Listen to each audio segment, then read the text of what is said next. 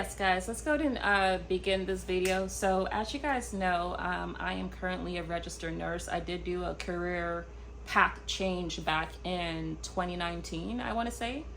And I got introduced to nursing by my mother. A parent of mine said, okay, sure, do nursing. I think you're going to love it for this, because she saw it was a money driven job, and she knew I love luxurious things. So I was like, you give me any challenge, I am going to take it. I don't care. But yeah, that's how I became a nurse. So I want to backtrack to how we got here as even working as a nurse. So let me tell you guys about when I started working. I had my first job as a 16-year-old fast food worker. Yes, my first employer was at Waffle House.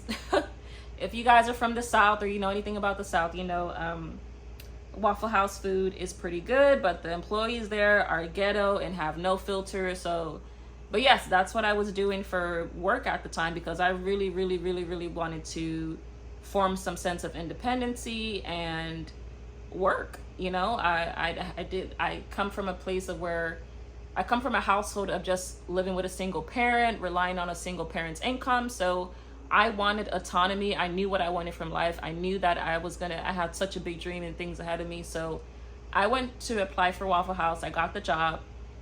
I got fired by a female manager. She was a lady, and country, of course. I don't know if she was racist or not. In the country, some people still believe in their Confederate flag and this and that. And Texas was one of the Confederate states. So I don't know if that was the reason, but she just was like, okay, because I think I got an order wrong, and she was like, no way, that's not how you call the order, and she terminated me. She's like, yeah, we appreciate it, but you gotta go, so I wasn't too happy. But ironically, before my senior year in high school, I was turning, I think literally right a week before my birthday, I got hired to Target as a cashier. I was so excited. I was like, oh my God, thank you, God. I'm over here about to get a job. It was obviously a lot more higher paying than Waffle House, because in Waffle House,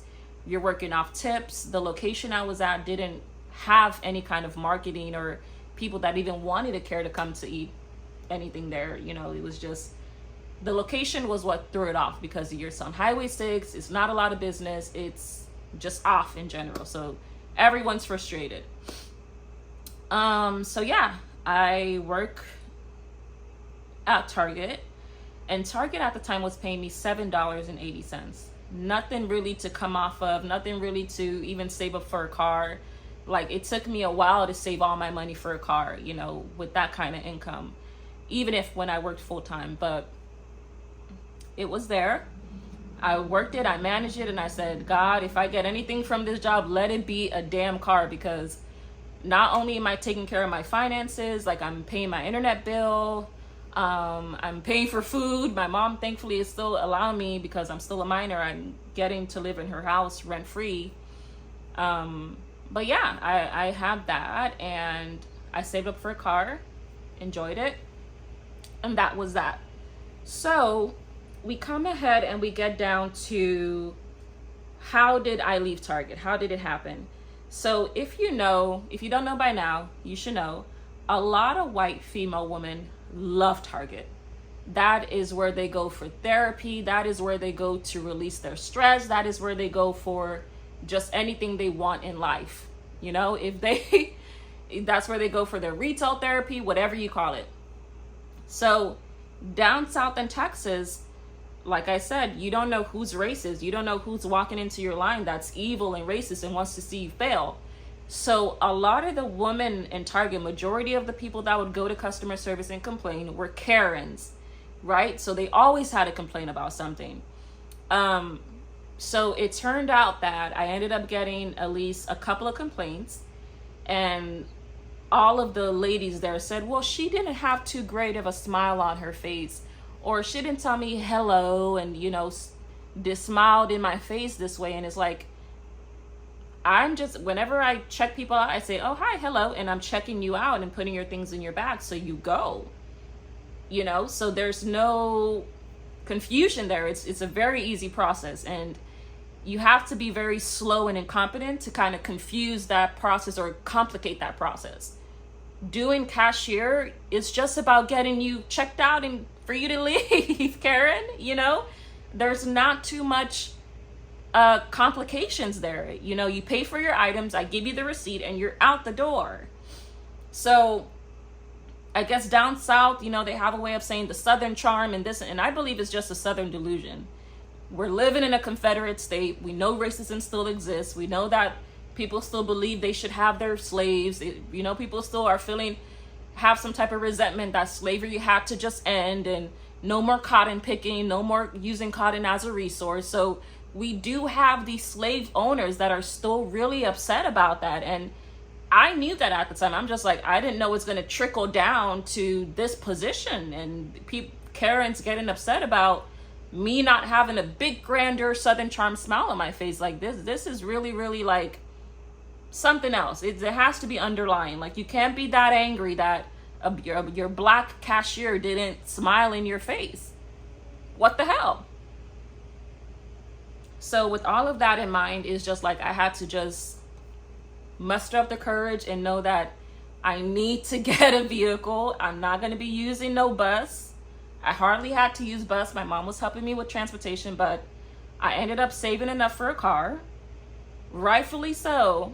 I was on my last final warning. So when I did get like that one Karen that just got so upset, and I think the lie she made was like, she was trying to have little small talk with me, and this is why I hate having small talk with women. They always turn your words and flip your words around on you. So she was trying to have a little small talk with me. She was like, oh my God, I couldn't find this item, here in the thing. And I just try to give an unbiased answer. I try to be neutral in everything. I don't try to say it's this or that. I don't give you a black or white answer. I try to be as neutral as I can, because with my title, I can't give you an answer that's going to make you turn around and say, but you told me this and she straightened me along. Like at 17, I didn't know that. I was just like trying to give, entertain the small talk and everything like that. So little did I know, she tricked me, and I said something, and I was like, wow, I think I saw one of those. She was asking me about like, wow, these little items that I would normally see here, I didn't see any of them when I went back there in the aisle. And I'm like, wow, I think I've seen them at Walmart before. Yeah, I've seen them, and I just told her that. And somehow in her mind, she was like, after that, she tried to create another conversation. She was like, I'm so glad that I don't have to, or Walmart's not like this or something like that. So I forgot, but somewhere along the line, she turned it into me saying, yeah, I told her she needs to leave Target and go to Walmart. That she needs to go to Walmart. And I'm like, wow, I had no clue she was going to trick me like that. Like, we're having a discussion about a particular item you said you didn't see back there. I said, oh, wow, I didn't know that it wasn't back there, And I said, I think I've seen that at Walmart, or something. And then how do you turn that into, I told her she needs to go to Walmart. I didn't demand you to do anything. If you step your foot in Walmart, bitch, that is you did that. So all I said was, I remember seeing that at Walmart, or I think I said, I just bought that item at Walmart not too long ago. So she lied. She was a Karen. She had 3 kids. She walked herself right up to customer service and said, yeah, she told me this, and that's why, I want to put a complaint in about that. I want you guys to talk to her. And I'm like, what the hell? What the fuck is going on here? What in the name of Karen? So lo and behold, my manager brings me into the office. She's like, right now, unfortunately, you are fired. We do have to go ahead and let you go because you're on your final warning. At that time, I had 2 previous complaints from a Karen, and those complaints, they take it as a big deal in Target. Their primary source of income is these white customers and these Canon Karens that come in there and rely on everything at Target, so they didn't want anything jeopardizing their business. They didn't know if this was a continued thing. They didn't know how I was gonna be changed from this. And I'm like, No, it's definitely not a me problem. It's the customer's problem. I'm not, even let's say customers are not the problem. In Target, they just want you to have some level of kiss my ass for the 2 to 3 minutes that you're checking me out. I want you to also kiss my ass as well. So yes, if you're checking out my oil, if you're scanning my items, make sure you're kissing my rear behind. And I guess that's part of the Southern charm. I don't know, but I said to hell with that job. Thankfully so, I saved enough. I got my car fixed. My car needed a transmission. I was fine. Then, yeah, this is just, and I hope you guys are like seeing how this is just a trend of women being so caught up in their feelings that it's trickling down. The insecurities are just it's like a trend line. It's trickling down, it's trickling down, it's trickling down, and it's coming to like people that are not even hurting you, ma'am. Like, you have underlying issues you need to resolve by yourself, but you're hurting people, you're making people go broke because of your dumbass insecurities that you don't want to address. So, yes, that's how I got terminated, because of a Karen complaint. Now we head into another position. At the time, I still had Waffle House. I never got fired did I tell you guys? I went back to Waffle House. Yes, after the country lady fired me, I went back to Waffle House. The general manager is a guy. He hired me. He didn't have any problems. He was like, sure, come on, I'll bring you in as a doing this in server, and I needed that for just like a cushion until I get another job. So this is where we get into the difference between man and woman, right? So he brought me in. He didn't have a problem. He didn't do a hissy fit about anything. So yes, guys, and little did you guys know, I never got fired from that business. I never ever got fired from Waffle House. Like, I actually ended up quitting Waffle House because obviously when I found my new job at a call center making $9-10 an hour, I took that as a thank you God. I needed this.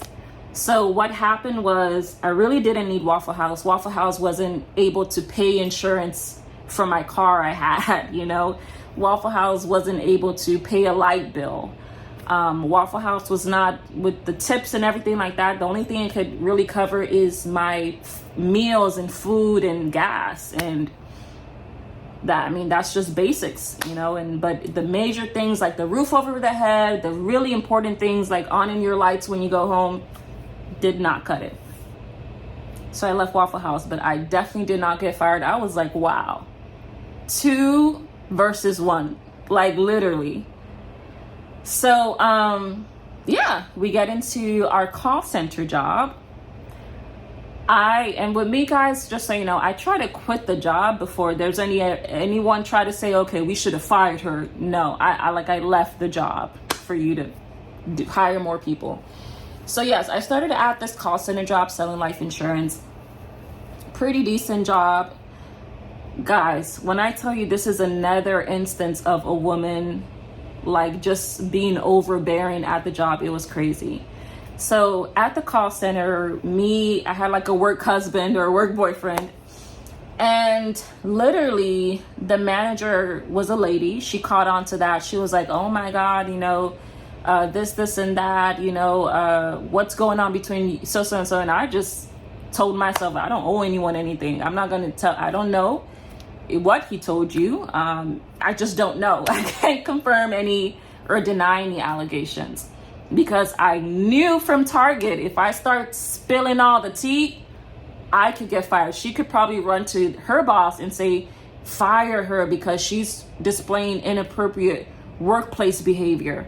So this is the woman. I know. Yeah, I just dilly-dallied. I said, I don't know. I wish I did. I really have no clue though. So that's just what I said. Little did I know, she went back and told the manager, or her boss, that's the hiring and firing manager, and said, oh my God, her numbers have been low and things like that, and yada, yada, yada. And I'm like, so he calls me in the office and he's like, just try to be focused, stay away from all these crews and crowds. And I'm like, what's crews and crowd? What crew? What's happening here? I don't even know. I never once mentioned that individual's name, my work boyfriend's name. Yes, I had a work boyfriend, but I never even brought him up because I'm like, he doesn't need to be brought up in the situation. We're employees at the end of the day. So freaked me out. So what ended up happening there, she basically won. They brought me, and people were quitting left and right. I damn near wanted to quit that job. So she ended up bringing me back into the office. They shut the door, and then the manager was like, yeah, we've noticed your numbers have dropped. You know, we don't know what's going on, but you got to pick it up or you won't be here too long. So what I said was, let me go ahead and give my 2-week notice. You don't have to worry about that. You know, I'll give my 2-week notice. I don't know why the numbers are dropping. Numbers are probably dropping because it's not a collaborative effort anymore. Like, the whole row behind me left. So, right, if you're just looking at one individual that's bringing in her own generation and generating her own sales and her leads, then it's going to look like this is a one-man show. This is only, what, 5-6 people bringing leads in, you know? It's not like it's a comparative scale where you can say, well, when we had 10, 15 employees working here, the scales were higher and it was a large volume. Volume's gone, people left. Why are you just so focused on what I'm bringing in? I feel like they were wanting me to work a little harder because they don't have any staff, and I'm just going to do what I normally do. With that being said, I said deuces and I left that job.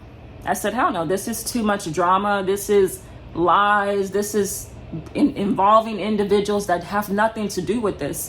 So I'm not going to be around for this. But I told them, thank you for the opportunity. And I left. The month of 2015 comes. I'm working at like a little nursing home call center type of job. That's what I was doing. Woman dominated, right? So it's basically me just, I really forgot what I was doing. I think I was like the patient account biller. I was supposed to send the billings to Medicare, to the insurance company, so they can pay not the hospital, but the nursing home staff, right? So I would do that. I would write everything up, you know, I think it was like Excel charts we had to look into and type in like what was billed, what was services that were done. Again, women dominated fields. So started, I got terminated from that job. Actually, yes, I got terminated from that job. They just started acting really, really weird. They wanted things to go their way. They said I wasn't functioning well, and I don't know if there was any other rumors that happened, but it was a really close-knit, you know, job with just a lot of Africans there. But wasn't a big deal for me. But yeah, so I stayed there, and I didn't get fired because of any other woman, but it was just that the manager wanted me to get out of their facility so bad. Like, I don't know what I have a really intimidating presence. Like, I can make somebody feel intimidated if I'm in the same room with you. But she just always saw me as an op, a competition. And she was just like, yeah, you didn't do this billing right. I'm like, you didn't train me in this. This is not what I started off as. This wasn't my job duties or my job roles. So I never had a training on how to just type in information and then this, that, and then transfer it to the chart. And then, like, it wasn't a great system to keep as record. So are you going to blame me for that? And she's like, yeah, you're not doing your job responsibilities well. Guys, this is how fake she was. We had our little Friday meetings. So we sat there. We were having our meeting. During our meeting, she sneaks to my desk. She leaves a little white paper note and for me to read. So when I got to my desk, I opened the document, and I'm like, it says your employment here, your services are hereby terminated. And I'm like, whoa. So there we go. And yeah, I had to leave then and there. I had to just not even say my goodbyes. I talked to the girl at the front desk, and I was trying to tell her, hey, I'm fired. She comes out of the room, guys. She comes out of the room and is looking at me like this. I didn't say a word. I was looking at the TV. I was like literally a minute after me grabbing my things and getting my things to leave, was like watching me. She was staring me down. And I went to the receptionist. I told the girl, and I'm like, yeah, I guess what? I just got fired. And this is the manager looking at me, eyeing me up and down, like, and meanwhile, I was just like, I was shook. I was just like getting ready to go. But I think she even said, okay, she may have said go, or like, what are you doing? And I was just like getting, but I was shocked. Yo, I was like, I cannot. My mom did not like that job. She hated it. She does not like me working for African people. She says they are greedy, and they showed me just that. How greedy they were. There was no American vibes there. It's like we're back in the third world country we came from. There you have it. So it's just something about me, I know. It's something about me that like really repels people's energy. People just don't know how to handle me in a sense. And I guess in a sense they get upset. They get like, they want to just get rid of me. They want to stop seeing me. And I think it's a jealousy thing. Even my mom said it. She's like, girl, you're going to have people that are jealous of you. Like, people are going to be so damn jealous of you. And I was like, so be it. But I'm still always going to be who I am. So I think from that point on, it was so annoying, because it's like every job I went to, I'm getting hired through a man, getting fired through a woman. It's so annoying. So I think I started doing Waffle House full time, if I'm correct. Let me see. Did I do Waffle House in 2015? No, I think February 2015 I quit Waffle House. But I'm trying to think, December 2015, what job was I doing? I think I probably started working at IHOP. I was doing just little jobs here and there because I'm a businesswoman. I gotta have money in my bank account. I'm not no broke bitch. So yeah, 2015, I don't think I really had too much of work. I think I did work for this electrical call center company that was paying $8 an hour, but I was like, better than $0 in my account, right? Let me just do that. So yeah, I did that for a number of months, I think all the way to January 2016. I left that call center because I was like, I'm tired of this. Like, people were just coming in, going out, coming in, going out. It's just a place you went to for a check, temporary job.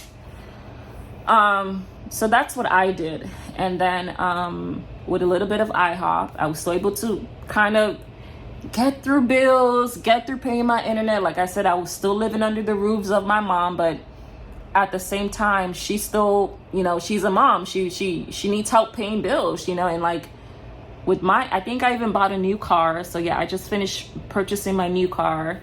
Thankfully, I got into an accident, and I wasn't at fault. So the insurance covered the whole bill for that, paid off my car and everything. It was like a $10,000 car. So when I lost my job, I was like, fuck, like, dude, this is like, I got to keep up with my car note. But mysterious things happen in different ways, right? So somehow that occurred. I got into an accident. Someone hit me from the behind, and insurance ended up clearing the whole bill. They wrote a check to the seller, the private seller I went through. He got a check. He got paid. I even got a check. I got a $2,000 stipend or little income from that. Did I go through an attorney? No, I didn't go through an attorney, but that's amazing. I was so happy.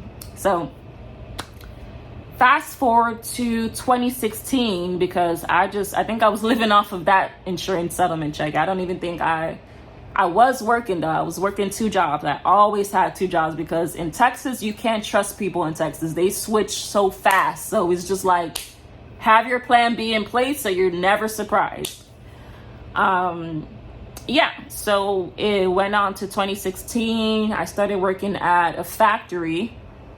We had to wake up 5 a.m. We had to be at work at 5 a.m. every morning. So I was very industrious. I was very cordial. I was very like prompt, because I'm like, my bills, you got to get that paid. I don't sit on my ass and don't make money. Like, even though I was in school, I was like, okay, still balance your work style out, so your work life out, so you have money to take care of any expenses. My tire could bust down. My engine could blow up. Guess who's going to need money to fix that? Me. So that's what I was just like, no. Like, gotta work. So I started working in January. That was a new semester in spring. I was finishing off my associate's degree. So guys, another cycle of shit. So it was a woman, it's a male dominated job. The men that were there, it's mainly factory workers and things of that nature. It wasn't really a lot of women there. So yes, guys, it was not a lot of women there, but I had a Spanish speaker friend there, or a Spanish friend that I was talking to from Cuba. Cuba people are very cool. Yeah, so I think on break, I was telling her like, oh my God, you know, or just showing her my shoes. And she's like, let me see your shoes. Are you sure that this is steel toe? Because in a factory, you have to wear a certain type of boot. It has to be steel toe. If you know, you know. And I don't know, that day I didn't think anybody was going to notice that I wasn't wearing steel toe shoes. But, you know, I guess it was another childish mistake. I started, you know, me and my friend were just talking and she's like, oh my God, you don't have steel toe shoes. And I'm like, I don't. It wasn't a big deal to me, obviously, but I think another girl overheard it that I didn't have steel toe shoes on. And guess what she did? She ran and told the manager. She's like, hey, I think there's an employee here that is not following guidelines and didn't wear steel toe shoes. Guys, the whirlwind of just drama. She reports me over to the manager. The manager calls me and says, are you just, I think the next day she said, okay, do you have steel toe shoes? Or, you know, and I'm like, that day I didn't know I didn't have them on. I was confused myself. So she said, let me feel your shoe. She felt that it wasn't steel toe and she said, goodbye, get out of here. You know, you're fired. And I'm like, what? Like, you're kidding me, right? And she's like, leave, walk out. So that's how I got fired again from that job. That job only lasted 30 days. And the analysis here is just when you have women in these jobs, they're bad for business. You know, I don't see how men work with their wives. It's toxic, you know? It's crazy.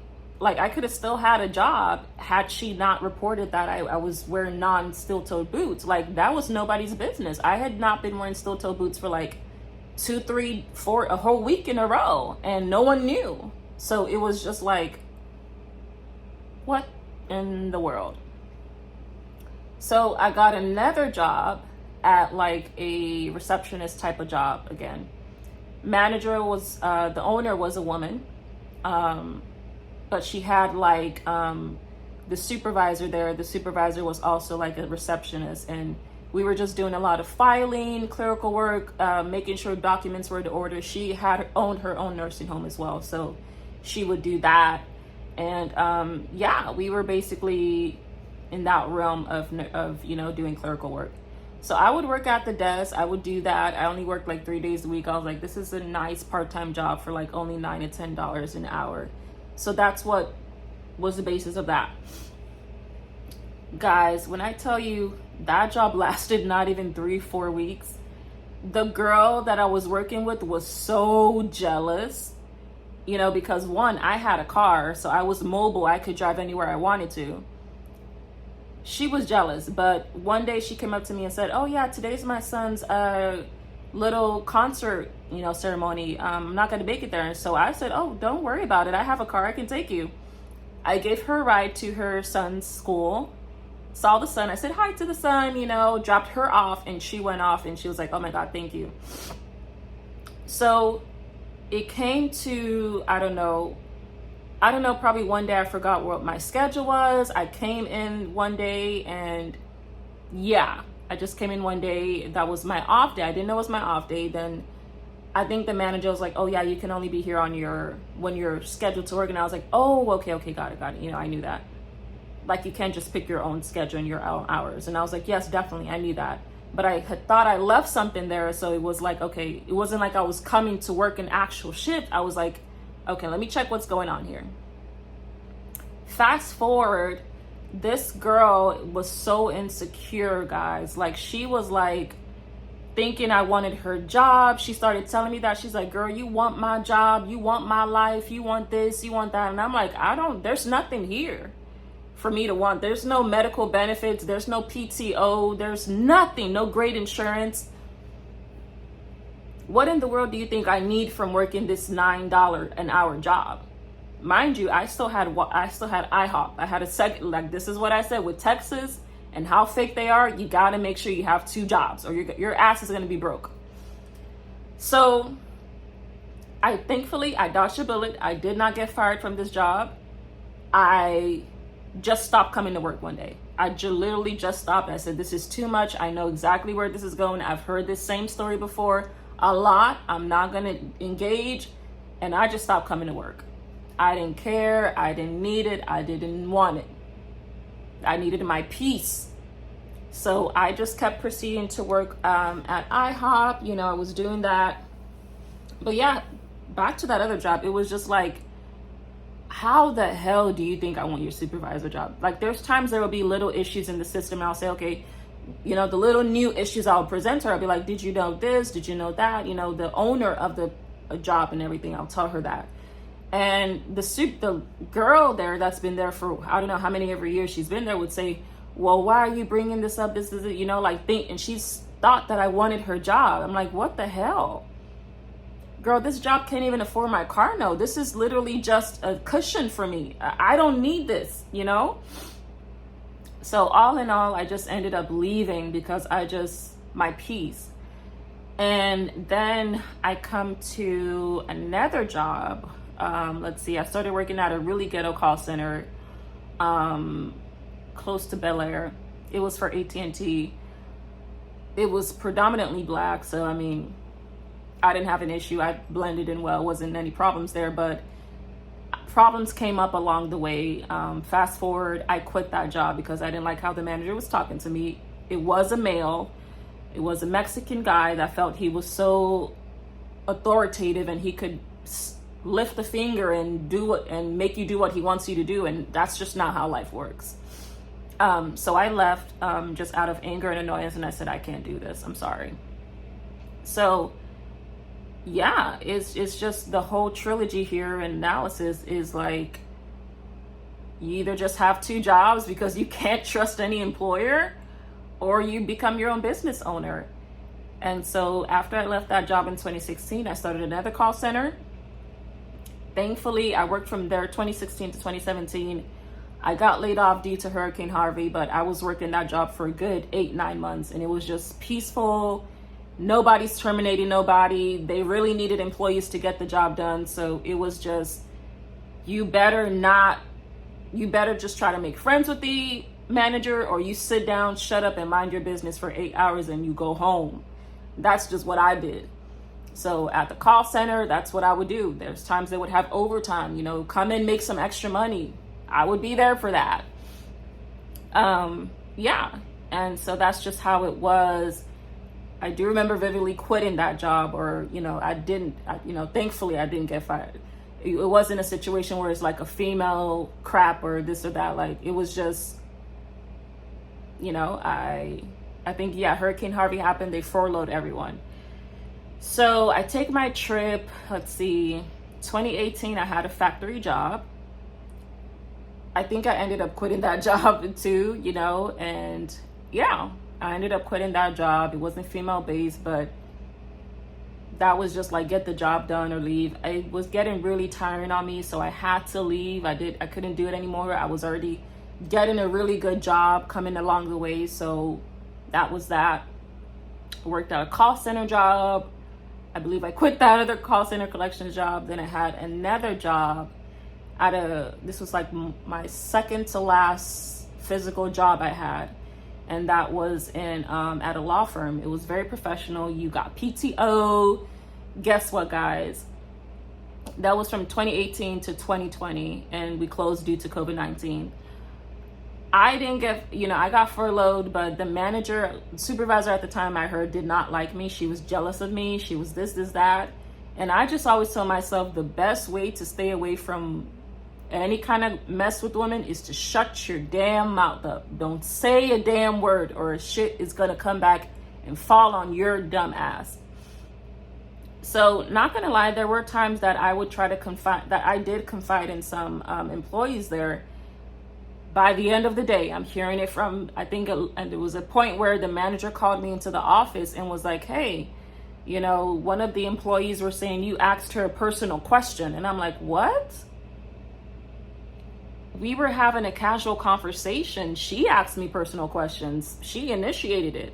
And then I asked, and he was like, okay, well, we just want to make sure that, you know, you are being professional. You are. And he was a guy. He was just like, okay, you know, things happen, you know, and I'm like, wow, this was a girl that I confided in. We were talking. She was telling me about how her boyfriend had 4 kids and, you know, that weren't by her. And I'm like, you showed me pictures. You did all of this, you know, and then the question that they wanted to know, or that they said I said, was that, oh, does she bring boys to her house? And I'm like, we definitely did have that conversation. And she said, responded and showed me pictures and said, look at my boyfriend. This is the answer to it. So where did we get into a situation of you started asking her private questions and she was shocked? And like, this girl showed me a picture of her and her man, then trickled down to even show me his 4 kids, his 4 daughters. Like, so you kind of pushed it far yourself, not even me. So I was like, okay, this is a warning sign to shut your mouth up. I actually changed desk and changed seats. I didn't want to sit right there. I moved, sat in my own little area, and was doing well, collecting, making sure I'm following up with my customers. They're paying me, because this is money moves, you know. We can't sit down too long and just have dialogue and talk and this and this and that. So didn't get fired, but like I said, that was my last physical. Me ever leaving anywhere was like 2020 of March. I want to say February 2020 was the last day that I ever had a physical come here for a job or report to job. You know, literally COVID just solved all of that for me, because I was literally getting to the verge like, I'm tired of this. This is a lot for me to handle. Like, even at one time I had a complaint about the manager, and the manager was very bossy and possessive too. He was a male manager. And I went to HR and told them, like, you know, look at what he did, look at what happened. And they didn't care. They, like, with Spanish people, they're going to always support each other. It doesn't matter if this Spanish person picked up a knife and stabbed somebody right there. They're going to say, well, he had a reason to do that. They're going to support their Spanish person, even if they don't even know that person from a can of paint. So I try to avoid any kind of Spanish management places, things that are Spanish derived, not because I'm racist, not because of anything, but because they have this strong bond and relationship amongst each other. And you can't break that bond. Sometimes the bond is just unbreakable. You know, it's like they will never hold themselves accountable. And that's dangerous for me. I don't do anything that's going to jeopardize my safety or anything like that. So in that instance, the manager was controlling me. Like, he was like, oh, where's your purse? Where's your bag? I'm like, I know I spent a lot of money on my bag, but it's not your business to know where it is. And it's just, he was a Mexican derived job. It was you know, and I'm like, HR was a Spanish lady and she didn't do fucking shit. She didn't care. She was just like, oh, you know, I didn't know that was going to happen. And, you know, just stupid. Like, someone's coming to you with a complaint. You really don't have any clue or way to resolve it. And she's like, you know, maybe if you would have not done this, maybe, you know, like, this is why I hated Texas for that reason. I'm glad it was my last job ever.